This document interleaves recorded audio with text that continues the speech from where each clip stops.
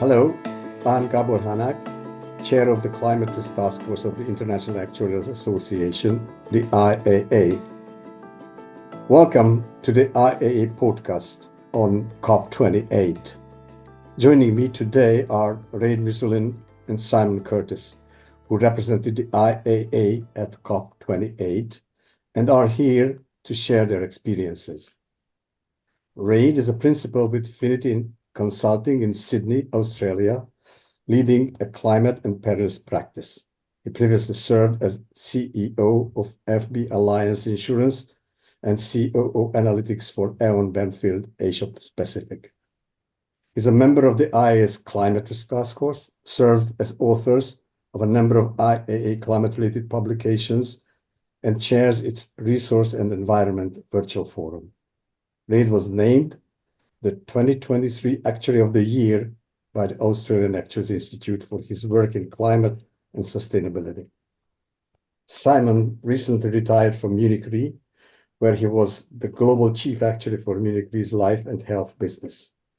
Prior to joining Munich Re, Simon spent much of his career at Manulife Financial, where he had several senior posts, including Chief Actuary.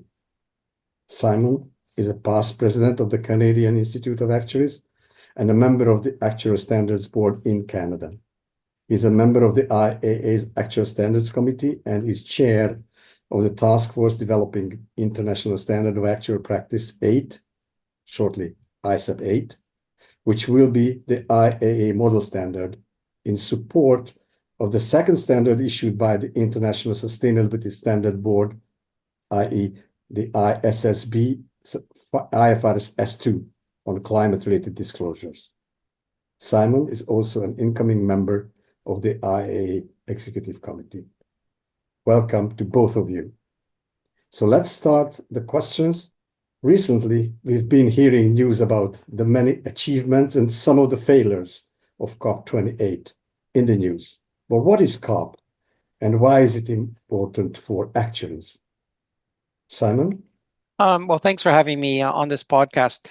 COP stands for the Conference of the Parties to the United Nations Framework Convention on Climate Change. So it's COP for the Conference on Parties, and UNFCCC is the acronym that you'll also hear related to the Framework on Convention on Climate Change.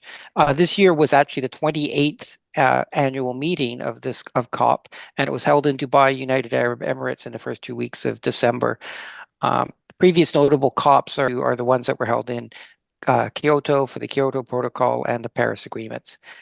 COP has two main functions. The first one, which gets the most coverage, is the gathering of world leaders and other policymakers who hammer out and negotiate agreements on ways to mitigate the effects of climate change, and in particular to battle and reduce climate-related emissions. The other equally important part of COP is, which is really the main focus of this podcast, is to involve the world's leading experts and key stakeholders who gather to sort of present scientific papers, discuss policy studies, technology updates, and other sessions similar to that. Yes, Simon, I think it's important to note that COP is about a lot more than just emissions reductions and diplomatic agreements. This year, there was a thematic program where each day had a different topic of focus, which included, World Climate Action Summit, health, finance, trade, energy, how do we achieve a just transition, youth, education, oceans, and so forth. And this really shows the breadth of what is covered at COP and why it's important for actuaries to be involved, because there's a lot going on there that's quite relevant to our profession and the work of the IAA. So what was actually the reason for the IAA for sending you to COP28 in Dubai? By the way, you, Rade, together with Stuart Wason, another member of the IAA's Climate Risk Task Force, represented the IAA a year ago at COP27 in Sharm el-Sheikh, Egypt. So what was the difference between last year and this year events? So why are we there What was the reason you be there? And perhaps if you can update us on the difference between last year and this year event. So, Rade? Sure, Gabor. I think overall, climate and sustainability have become increasingly important to our profession, and this is evidenced by the great deal of activity among our full member associations or FMAs and many IAA initiatives, including the paper series on climate-related risk, which has been generated to help educate actuaries. And the IAA can fill an important role for our member associations by representing them with various supranational organizations like the United Nations Environment Program or the International Association of Supervisors. The IAA has earned NGO or non-governmental organization observer status with the UNFCCC, which allows it to send delegates to COP with Blue Zone access, which is the limited access United Nations controlled zone, where all the key constituents gather and exchange ideas, information, and presentations. As for COP28 versus 27, the main difference involved the focus. 27 was much more focused on adaptation and how do we help developing and countries and emerging economies cope with the effects of climate change, while 28 was much more focused on mitigation and language on fossil fuels. Yes, right. I'd add that a key aspect of the climate initiatives discussed at COP28 related to the monitoring and disclosure of emissions levels and the risk exposures, impacts, and transition plans for entities. And this is an area that has a lot of momentum in the climate space at the moment in light of the International Sustainability Standards Board, ISSB, their sort of mandated disclosure requirements related to climate change, which are coming into effect for publicly listed companies as early as this coming year, January 2024. And this is really a specific area where we see actuaries potentially getting quite heavily involved in work and is a direct driver of the ISAP 8 standard of practice that the IA is currently developing as a model standard. More generally, I think we all feel that actuaries can bring significant value in the climate and sustainability discussion space due to our unique perspective on extreme events, risk management, and the financial services industry. Also considering how actuaries really have a very strong professionalism focus in our standards when we provide service. And getting this message out to other stakeholders is really, really important because the actual profession and our capabilities frequently flies, I guess I would say, a little bit below the radar screen of some of these other bodies. Great. A few minutes ago, Simon mentioned that COP is a place where key scientific and policy papers are presented. Can you mention a few of them that have been discussed, negotiated, or released at COP28? Sure, Gabor, and I'll cite one and then maybe ask Simon to pick a few other ones. I think that the key focus of COP, one of them is the scientific reports, and there was a very important report released by the World Meteorological Organization, or WMO, on the state of the global climate, and it contained a lot of very troubling information, including that a decade ended in 2020 was the warmest on record and likely the warmest in tens of thousands of years based on paleo records. And, that's due to the fact that atmospheric concentrations of all major greenhouse gases are growing, particularly methane, which is a very potent greenhouse gas. Its proportion has doubled from prior periods. And that's led to a lot of problems like glacier and ice sheet loss, sea level rise, ocean heat increases, acidification of the oceans, which damages marine ecosystems. And all of this is leading to extreme weather, which undermines sustainable development. I would note one positive thing that came out of the WMO discussion, and it was a note that the ozone layer is on track for recovery. And you may recall back in the 1990s, we discovered an ozone hole and it was addressed in something called the Montreal Accords, which phased out certain refrigerants. And I think that shows, A, that we can change technologies and use more sustainable things, and that we can actually make agreements internationally that have an effect to help the environment in the long run. Simon, how about you pick one? Yeah, I just add that a session that I attended, which actually became very topical in terms of the ultimate negotiations at the conference, was one called Phasing Up or Phasing Down, which was from the UN UN Environmental Group, which says that we're sort of well off the sort of target pathways to managing emissions growth. It was particularly interesting as it looked at the supply side projections, while generally most of what's discussed at COP focuses on the stated and planned commitments to limit use of fossil fuels, i.e. the demand side. So it was very sobering to hear that in 2030, production of fossil fuels is expected to far exceed the targets that were established only a few years ago.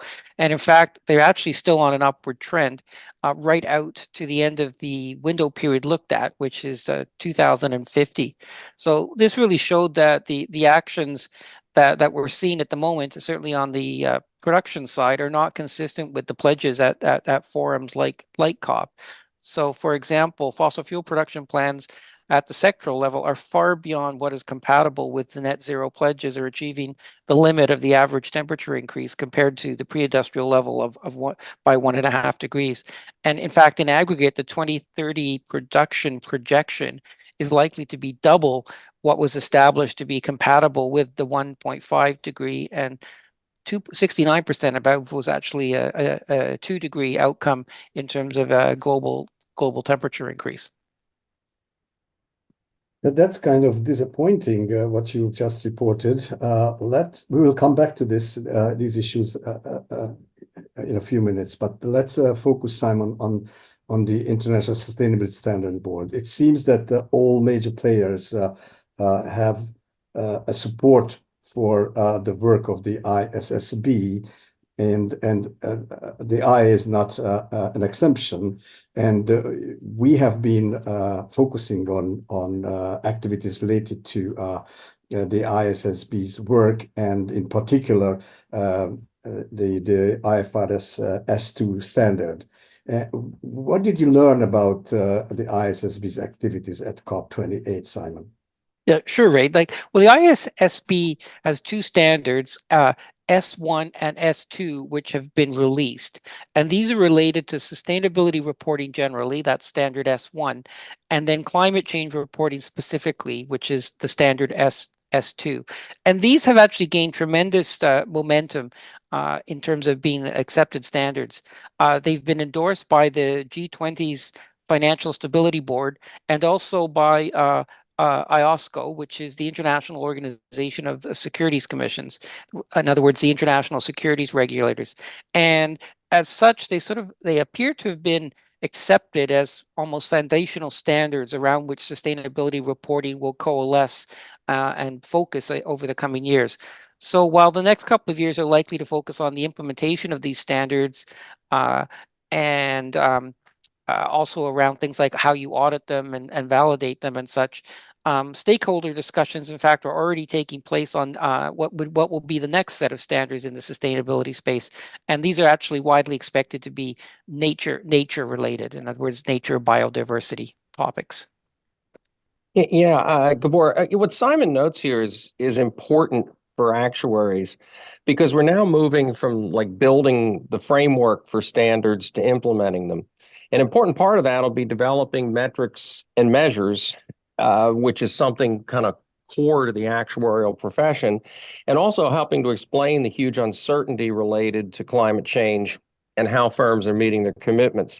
And we're very well suited to these issues. But I think more generally, actuaries can bring significant value due to our unique perspectives on extreme events, risk management, and also our service to the financial services industry. Also important is that we've got professionalism standards, which give our stakeholders and people who use our services confidence in the information and other things that we deliver.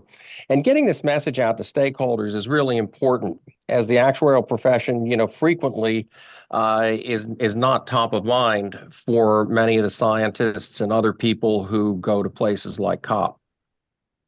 Yeah, I agree, Rade. We as actors have a unique skills in risk management and combining with professionalism. So I think we can actually teach the world outside of our techniques. But you mentioned, Rade, the financial services sector. What was the view of COP participants on that specific industry, and was it an important player? What was your impression, Rade? Well, we saw several sessions which highlighted the importance of private sector finance in achieving climate goals, particularly in adaptation. The insurance sector is really seen as critical to closing protection gaps and sending the right risk signals, which help prioritize investments in protecting communities from, the effects of climate risk. And we're certainly in a position where some view this that we're lagging significantly in these areas. So I think that particularly given the difficulty with getting governments to finance these things, it's important that the private sector, in particular the financial services sector, which underwrites and funds a lot of development, is really at the forefront of trying to tackle some of these problems. Simon, given your background in life and health, you saw several sessions focused on topics like heat stress. So what are the implications for actuaries working in these areas? Well, there was a general observation, I think, that understanding life expectancy and health impacts and implications of climate change is still more, in a general sense, more of an art than a science. However, there were really a couple of interesting studies on the heat stress area, as you referred to. A couple of studies that showed that in modeling, what if climate scenarios, heat events could cause significant mortality, even in very developed economies. For instance, in Canada, one demographic effects such as the aging population and more high-rise housing levels, like changes in living arrangements, could really mean that a repeat of sort of the 2003 North American heat wave power outage, which I think many people can recall, would now cause significantly potentially higher mortality than it did at that time. And of course, we've all seen that the heat-driven and drought-driven wildfire events can cause significant mortality from an event risk in places like California and Hawaii. And again, coming back to Canada, the more general smoke-induced pollution from the Canadian wildfires has potentially implications for sort of long-term health issues for big regions. So, those are a couple of the observations around what could be the impacts from climate events. Thank you, Simon. Rade, what other topics were raised at COP that are maybe relevant to the IAA or that are relevant to the IAA? Can you mention a few of them? Sure, Gabor, and there's many things one could choose from to answer this question, but in the interest of time, I think I'll just cite two. Water issues were really prominently discussed, and this is the focus of a newly formed IAA task force.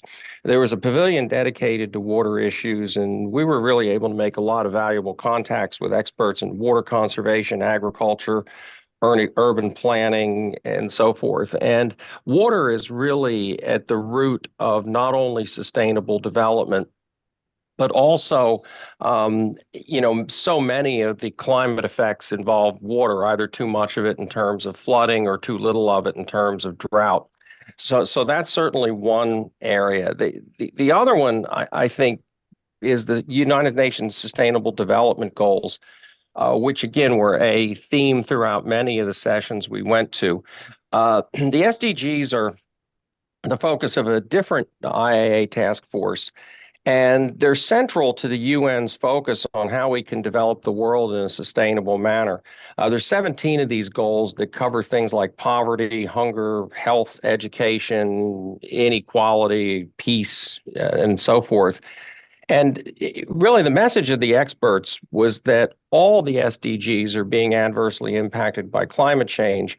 And that importantly, addressing sustainable development helps the climate, and improving the climate and reducing climate change support sustainable development. So these two things go hand in hand, and it's really good to see that the IAA is focusing on this. Yeah, I would add that I was surprised, I think, by how strong the focus was in discussions on sustainability, with actually a particular focus emerging on what they called nature risk, biodiversity preservation, environmental preservation, water issues. And I think, we just alluded to, Ray, that there really is a strong emerging consensus that the climate change and sustainability topics are very, very heavily linked, and really cannot be looked at in isolation at all going forward. They really have significant links to each other. Simon, following up on this, there has been much talk about the challenges of emerging economies achieving sustainable development. What did you see at COP that is relevant to actuaries on this particular topic? Well, Gabor, I think every conversation that I had, and I think Rade had with African leaders, for instance, about the insurance space, identified a huge shortfall in the area of knowledgeable professionals with actuarial or risk management expertise, in the climate change and sustainability space. And they repeatedly highlighted to us that the existing talent pool available in their developing economies is small and already overextended, dealing with existing issues such as sort of increased regulatory creep in terms of the requirements they would have. So there really is a resource and expertise gap. And this is really a great opportunity for the global actuarial profession to help build the profession in the fast growing parts of the world, like the developing part of Africa. But doing so will require education, and the education that we provide and the techniques be tailored to the local needs, such as agriculture and micro insurance products, with a potentially heavier focus on parametric insurance solutions where parametric solutions are obviously easy to underwrite and simpler to pay traditional claims. So this really means that much of what we think of traditional market developed solutions that for the traditional markets in terms of products and insurance structures just are not necessarily appropriate for many of the needs in emerging markets, such as in emerging Africa, and really requires a rethink on how we do our education. Thank you. The next question might seem a bit too political or diplomacy related. However, I believe it will have serious consequences on the globe's future, sustainable or non-sustainable path along the way into our uncertain future. The initial version of COP28's first global stocktake mentioned phasing out of fossil fuels. However, the final and approved version mentions transitioning away from fossil fuels. So what's the difference between these two expressions, and what's the importance of the change from phasing out to transitioning away? Rade, can you explain shortly? Sure. Gabor, this is a really difficult philosophical issue, really at the core of achieving net zero and limiting warming to 1.5 degrees. Phasing out fossil fuels is a matter of deeply held principle for many people. But as a practical matter, I don't think phase out versus phase down makes much real difference in the next 10 or 15 years. Because two things are really clear from what we saw at COP. On one hand, the science says we face increasingly bad outcomes if we fail to rapidly decarbonize and phase out fossil fuels. The scientific message is crystal clear. But on the other hand, politics, a lack of funding, and a host of other practical impediments particularly for emerging economies, mean that the world will just continue to burn a lot of fossil fuels for a long time. And that's a bit of a reality that we just need to confront and deal with. And thus, I think incremental progress on this is about as good as we're going to get in 2023.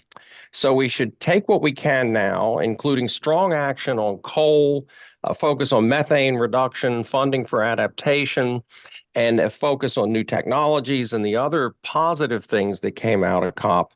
And then we need to focus on the issue of how do we basically phase out fossil fuels and take that on a longer term time horizon for future COPs. I mean, one last thing that's sort of at the bottom of a lot of this is whether fossil fuels can be abated by carbon capture and storage and other, techniques that sequester carbon. And this is highly controversial. Again, a lot of environmentalists say that CSS simply encourages continued fossil fuel use and reduces the pressure to go on renewables. But on the other hand, there are industrial processes and other things that are extremely difficult to transition away from fossil fuels. So some of this technology, particularly carbon dioxide removal from the atmosphere, is really important. So I think this is a very complex problem, Gabor, and one that we could do a whole separate podcast on because it's a very complicated problem.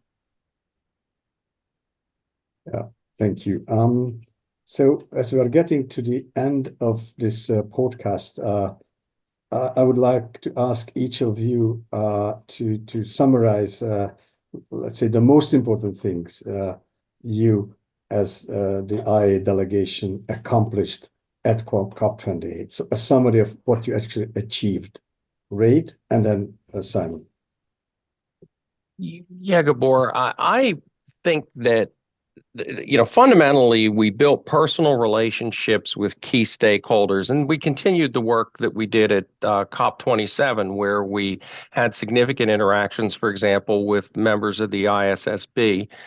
And those key stakeholders included the IPCC, which is the Intergovernmental Panel on Climate Change, the UNEP, the people who run the PSI, which is the UNEP Finance Initiative's Principles for Sustainable Insurance, also the ISSB and financial regulators, and importantly, the scientific community. There's no substitute for actually sitting down, talking to these folks, establishing a relationship with them instead of just trying to communicate with them by email or some other method. And I think in particular, we were able to meet many of the scientists that are going to populate the IPCC working groups for the 7th assessment cycle. The IPCC turns over its working groups periodically, and as the 6th assessment reports were recently released, there's many new people involved. And, our listeners may remember that we did a joint paper called Summary for Actuaries on the IPCC Working Group 1 work under the 6th assessment. And that's an example of the type of cooperation we can forge with scientists coming out of things like meeting them at COP and other scientific forums. So I think, COP28 was an opportunity to meet with many people, build bonds, and help integrate the actuarial profession into the, framework that's helping tackle this massive global problem. Simon, what do you think? Yeah, I would highlight a couple of things. For me, it provided a tremendous window on where we as the actuarial profession can and need to go actually to utilize our skills to help address climate change and sustainability. For example, sustainable insurance solutions that meet needs in developing and developed markets, addressing the climate knowledge gap and expertise gap for risk management, and providing solutions, particularly in Africa and developing markets, are really obvious areas that we can make an impactful contribution very quickly. And that was very clear from the discussions. And I'd also say that the second one is this whole area of disclosure, creating meaningful and most importantly, trusted disclosures. This was raised again and again as a theme that all these disclosures are coming, but does anyone trust them? And we as actuaries work with professional standards consistently. And so and we have knowledge in this topic. So we are really in a strong position to help in this disclosure space for meaningful reporting on climate change disclosures and transition plans, for instance. Thank you. Thank you both, Rade and Simon. This closes this podcast. So you've been hearing Rade Musulin and Simon Curtis of the IAA. This podcast will be available at the IAA website, www.actuaries.org. And you may want to check out the website from time to time for other important messages from the IAA on climate, sustainability issues, or others. My name is Gabor Hanak. I'm the chair of the Climate Task Force of the IAA. Thank you for listening and have a nice further day. Goodbye. Thank you for listening to this IAA podcast. The views and opinions expressed in this podcast are those of the speakers and do not necessarily reflect the views of the IAA. The opinions expressed should not be construed as legal or professional advice and are provided for educational purposes only. For more information, please visit the IAA website at www.actuaries.org.